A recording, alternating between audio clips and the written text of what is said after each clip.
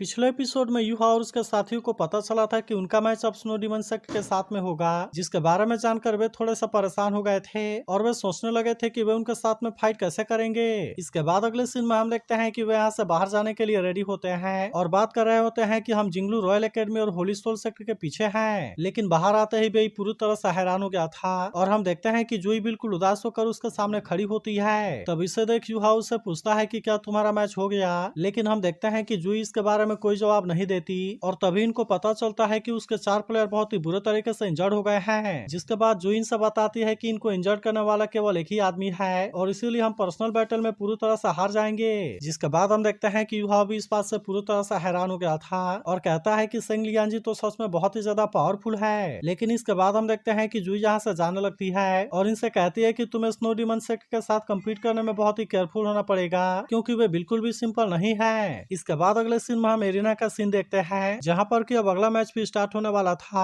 और इसीलिए हम देखते हैं कि सभी लोग इसके लिए काफी एक्साइटेड होते हैं। इसके बाद रेफरी जैसे ही अनाउंस करता है कि आज का मैच स्नो डिमन सेक्ट और टैंक सेक्ट के बीच में होगा, तब इसके बारे में सुनते ही सभी लोग इसके लिए और ज्यादा एक्साइटेड हो जाते हैं और हम देखते हैं कि वे इसके लिए काफी हल्ला भी करने लगे थे। तभी इसी बीच स्नो डिमन सेक्ट भी वहाँ पर आ जाते हैं, जिसे देखते ही सभी हैरान होते हुए कहने लगते हैं कि क्या तुमने इसे देखा, क्योंकि यहाँ पर तो इतना हॉट वेदर है, लेकिन इसके बाद भी वे सभी ऐसे ड्रेस में हैं। वहीं दूसरी तरफ हम देखते हैं कि टियानरेन भी इस बात से काफी खुश था, क्योंकि उसे भी पता था कि अब इस मैच को जीत पाना टैंक सेक्ट के लिए उतना आसान नहीं होगा। लेकिन वहीं रेफरी अब इसके बारे में कोई देरी नहीं करता और कहता है कि दोनों तरफ के प्लेयर स्टेज के ऊपर आ जाएं। जिसके बाद हम देखते हैं कि यूहा अपने टीम की तरफ से फाइट करने के लिए रेडी होता है, जबकि वहीं स्नो डिमन सेक्ट की तरफ से यान फेंग फाइट करने के लिए रेडी हो गया था। जिसके बाद हम देखते हैं कि यान फेंग को इसके बारे में कोई चिंता नहीं होती, इसीलिए वो तुरंत अपने पावर को एक्टिवेट कर लेता है और अब इस तरह से हम देखते हैं कि वो इसके साथ में फाइट करने के लिए रेडी हो गया था। तब इसे देख टियानरेन कहने लगता है कि अब ज्यादा टाइम के लिए अपने आप को नहीं छुपा सकते, क्योंकि स्नो डिमन सेक्ट सच में बहुत ज्यादा पावरफुल है। लेकिन वहीं उधर जिंग होंगचेन इस बात से बिल्कुल भी खुश नहीं होता और कहने लगता है कि ये तो बिल्कुल ही पॉइजनस है, जिसका मतलब है कि इन्होंने ही हमारे मिंगडी हॉल के ऊपर अटैक किया था और मैं इनको किसी भी तरह से नहीं छोड़ूंगा। लेकिन तभी हमें पता चलता है कि यूहा ने यहाँ पर आने से पहले इसके बारे में प्लानिंग कर लिया था, जहाँ उसने अपने साथियों से कहा था कि इसमें कोई डाउट नहीं है कि स्नो डिमन सेक्ट बहुत ही पावरफुल है, जिसका वजह से अगर हम उनको सीधे इंडिविजुअल एलिमिनेशन राउंड में हराना चाहते हैं तो फिर यह हमारे लिए पूरी तरह से इम्पॉसिबल होगा। जिसके बाद वो इनसे कहता है कि अगर ऐसी बात है तो मुझे लगता है कि हमें टीम स्ट्रेक से सीखने और अप्लाई करने की जरूरत है। इसीलिए उसने डिसाइड किया था कि अगर वे किसी तरह से 3 मैच को जीत जाते हैं तब इस तरह से वे उनको टीम फाइट में लेकर आ सकते हैं। जिसके बारे में सुनकर बेई कहता है कि अगर ऐसी बात है तो उस आदमी को न केवल नौमेनन सेक्टर के लगातार 3 प्लेयर को हराना होगा, बल्कि उसे अपने आप को इंजर्ड होने से भी बचाना होगा, क्योंकि अगर उसने अपने बहुत ज्यादा फिजिकल एनर्जी को खो दिया तो फिर हम इस मैच को जीतने के बारे में कोई भी इमेजिन नहीं कर सकते।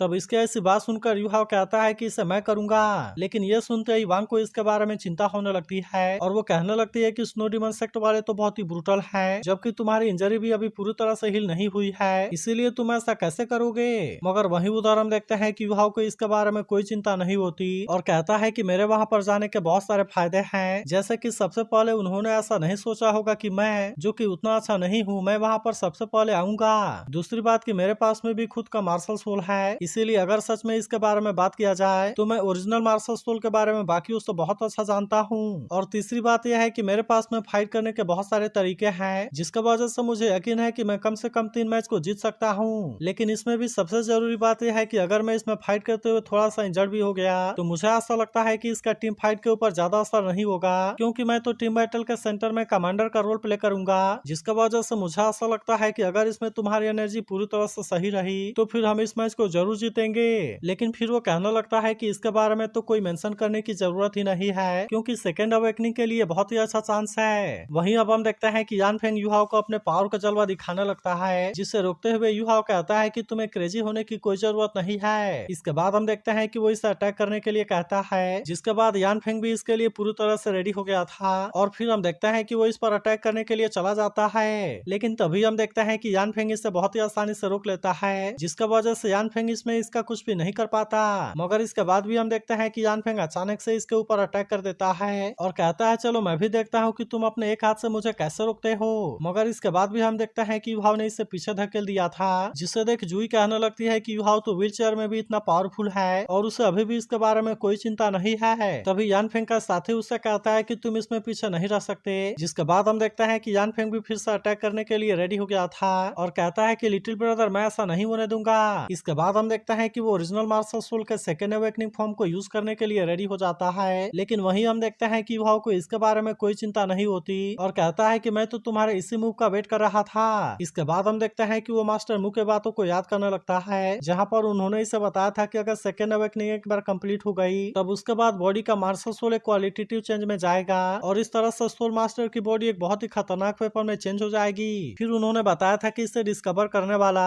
नोमेनन सेक्टर का फर्स्ट सेक्ट लीडर है। तब इस पर युहाओ ने मास्टर मुझसे पूछा था कि क्या मेरी स्पिरिचुअल आई की सेकेंड अवेकनिंग हो सकती है, जिस पर मास्टर मुंह कहता है कि अभी केवल नोमेनन सेक्टर को इसके बारे में पता है और फिर बताते हैं कि सेकेंड अवेकनिंग 4 लेवल में डिवाइडेड है, जो कि ब्लैक, आयरन, ब्रोंज, सिल्वर और गोल्ड है, लेकिन इसमें से गोल्ड लेवल पूरी दुनिया में रेयर है और ऐसा कहा जाता है कि केवल नोमेनन सेक्टर के मास्टर और उसके डिसाइपल को इसके बारे में पता है। अब इसीलिए उन्होंने इसे कहा था कि अगर तुम्हारे स्पिरिचुअल आई की सेकेंड अवेकनिंग हो गई और अगर ये कम से कम ब्रोंज लेवल में भी पहुंच गया तो भी ये बहुत काफी होगा। मगर वहीं अब हम देखते हैं कि यानफेंग अपने पावर का यूज करके इस पर अटैक करने के लिए रेडी हो गया था, जिसके बाद हम देखते हैं कि युहाओ ने भी स्नो गर्ल को बाहर निकाल लिया था और अब इस तरह से इसके पावर का यूज करके इसका सामना करने के लिए रेडी हो जाता है। जिसके बाद हम देखते हैं कि इन दोनों के पावर के बीच में बहुत ही शानदार टक्कर होने लगती है और ये इतनी खतरनाक होती है कि बाकी सभी लोग भी इस बात से हैरान हो गए थे। लेकिन वहीं हम देखते हैं कि यानफेंग अभी भी हार मानने वाला नहीं होता, जिसे देख युहाओ कहता है कि अभी तो ये ब्रोंज लेवल वाला इतना पावरफुल है और इसीलिए ह्यूमन मार्शल सोल का सेकेंड अवेकनिंग तो बहुत ही अमेजिंग है। मगर तभी हम देखते हैं कि यानफेंग ने अपना और ज्यादा पावर का यूज करके अटैक कर दिया था, जिसका वजह से युहाओ इसे रोकने के लिए कुछ भी नहीं कर पाता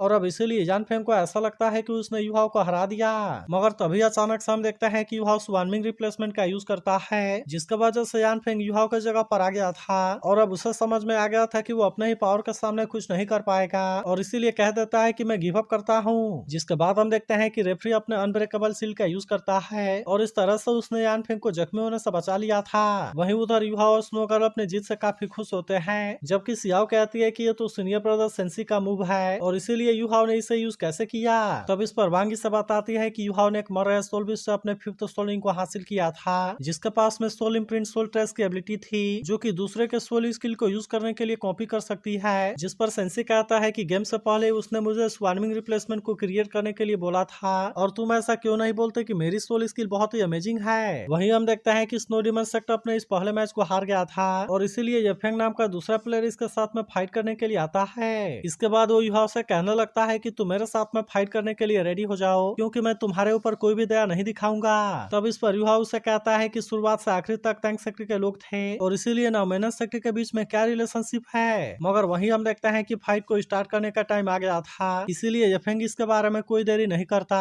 और वो तुरंत अपने पावर को एक्टिवेट करके इस पर अटैक करने के लिए रेडी हो जाता है। जिसके बाद हम देखते हैं कि स्नो गर्ल भी अपने पावर का यूज करके इस पर अटैक करती है, लेकिन फिर भी वो इसे रुकने के लिए कुछ भी नहीं कर पाती और हम देखते हैं कि येफेंग सीधे युहाओ के ऊपर अटैक करने के लिए आ गया था, जिसे देखते ही सभी इस बात से पूरी तरह हैरान हो जाते हैं और कहता है कि इसका असली टारगेट तो असल में युहाओ का व्हील चेयर था। लेकिन वहीं हम देखते हैं कि युहाओ ने पहले से इसके बारे में अंदाजा लगा लिया था और अब इसीलिए वो भी अपने आइस पिलर का यूज करके इस पर अटैक करने के लिए रेडी हो जाता है। लेकिन फिर भी हम देखते हैं कि येफेंग ने अपने आप को बहुत ही आसानी से बचा लिया था और अब वो भी अपने सेकेंड अवेकनिंग को एक्टिवेट करके इस पर अटैक करने के लिए रेडी हो जाता है। फिर वो युहाओ से कहने लगता है कि हाँ सच में तुम बहुत ही पावरफुल हो, लेकिन फिर भी अब तुम मेरे सामने कुछ भी नहीं कर सकते। तब इसे देख युहाओ कहता है कि ये भी ब्रोंज लेवल वाला मार्शल सोल है और तभी हम देखते हैं कि येफेंग अपने पावर का यूज करके इस पर अटैक करने के लिए आ जाता है। लेकिन वही हम देखते हैं कि युहाओ को अभी भी इसके बारे में कोई चिंता नहीं होती, इसीलिए वो भी अपने लाइफ रिफ्लेक्शन सील का यूज करने के लिए रेडी हो गया था, जिसका वजह से येफेंग का अटैक इसके सामने कुछ भी नहीं कर पाता।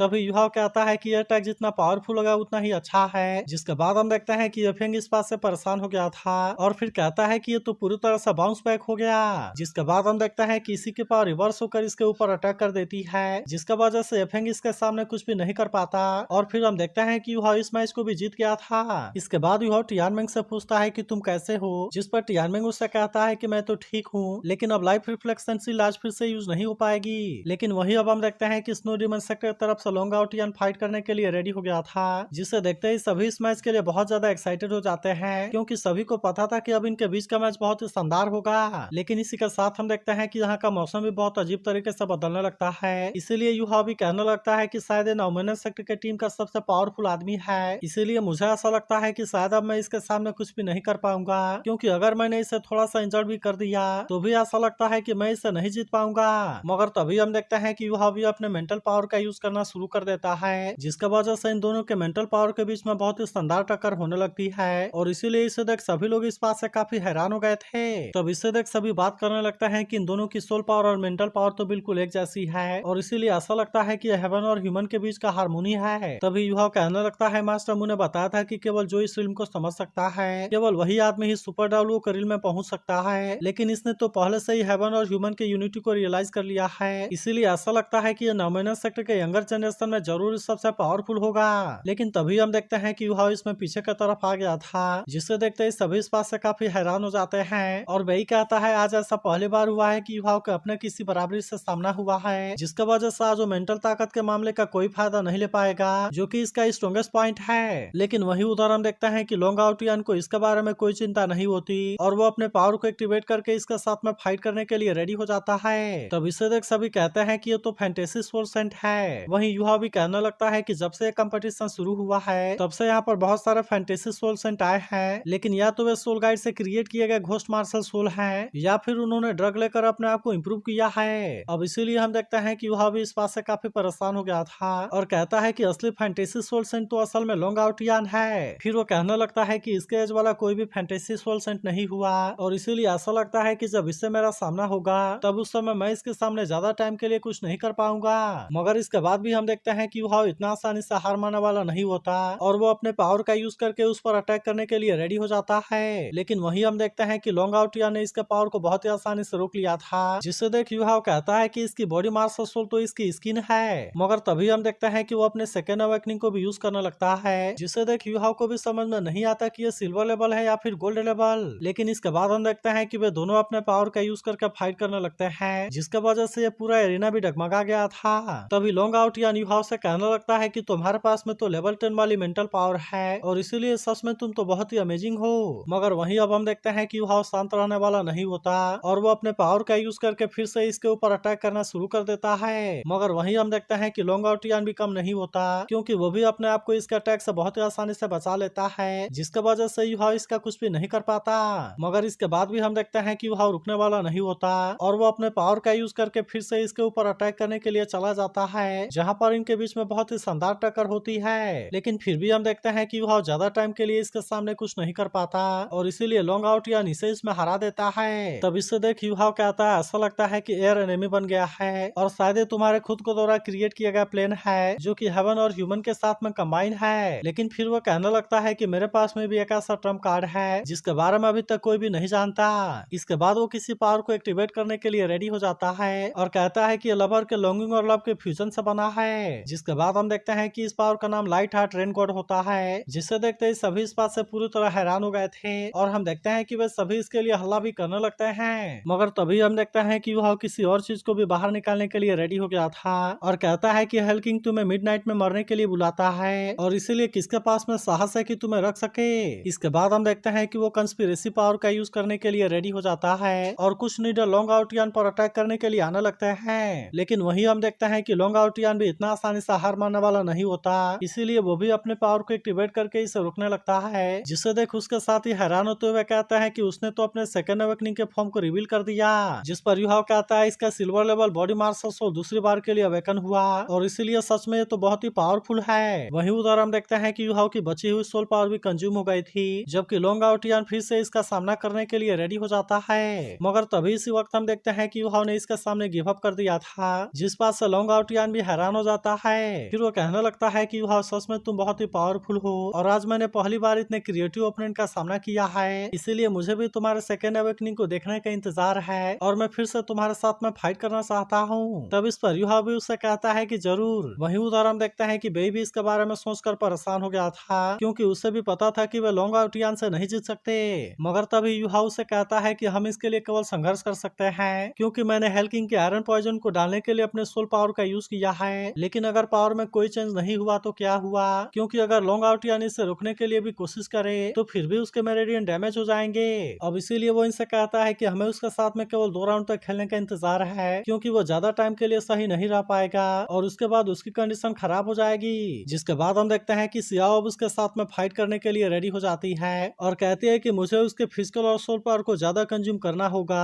क्योंकि केवल इसी तरीके से हम अगले गेम की सिचुएशन को रिवर्स कर सकते हैं। मगर वहीं हम देखते हैं कि लोंग आउटियन भी इसके साथ में फाइट करने के लिए रेडी हो गया था, जिसके बाद सियाओ भी अपने पगोड़ा का यूज करने के लिए रेडी हो जाती है। लेकिन फिर भी हम देखते हैं कि वो इस तरह से लोंग आउटियन के सामने ज्यादा कुछ नहीं कर पाती और वो इसके पगोड़ा को बहुत ही आसानी से तोड़ने लगता है। लेकिन इसके बाद भी हम देखते हैं कि सियाओ इतना आसानी से इसके सामने हार मानने वाली नहीं होती और वो जैसे ही इसके ऊपर अटैक करने के लिए आता है, हम देखते हैं कि सियाओ अपने फ्लूट को बजाना शुरू कर देती है, जिसके वजह से लोंग आउटियन अब इसके सामने ज्यादा कुछ नहीं कर पाता और अब इस तरह से सियाओ अपने फिफ्थ सोल स्किल को यूज करने के लिए रेडी हो जाती है। इसके बाद हम देखते हैं कि सियाओ इस तरह से अपने सोल डिसेंडिंग 3 लाइफ्स के पावर का यूज करने के लिए रेडी हो जाती है, जिसका यूज करके उसने लोंग आउटियन के ऊपर अटैक कर दिया था। मगर फिर भी हम देखते हैं कि लोंग आउटियन इसके इस पावर को बहुत ही आसानी से रोक लेता है, जिसके वजह से सियाओ इसके सामने कमजोर पड़ने लगती है और फिर हम देखते हैं कि लोंग आउटियन इसके ऊपर अटैक करने के लिए आ गया था। तब इससे देख यू हाव कहने लगता है कि लोंग आउटियन की सोल पावर और मेंटल पावर एक साथ में मर्ज हो गई है और यही वजह है कि उसके सोल स्किल में से बहुत ही पावरफुल पावर बाहर आती है। मगर वहीं अब हम देखते हैं कि सियाओ लोंग आउटियन के सामने कुछ भी नहीं कर पाती और अब इसीलिए वो इसके सामने हार मान जाती है। तब इससे देख नेशनल मास्टर कहता है कि शायद लोंग आउटियन शुरुआत से ही सबसे पावरफुल प्लेयर है। मगर वहीं टीचर जामा को भी समझ में आ गया था कि स्नो डिमन सेक्टर सच में बहुत ज्यादा पावरफुल है, इसीलिए जब श्रेक एकेडमी और टैंक सेक्टर के बीच में फाइट हुआ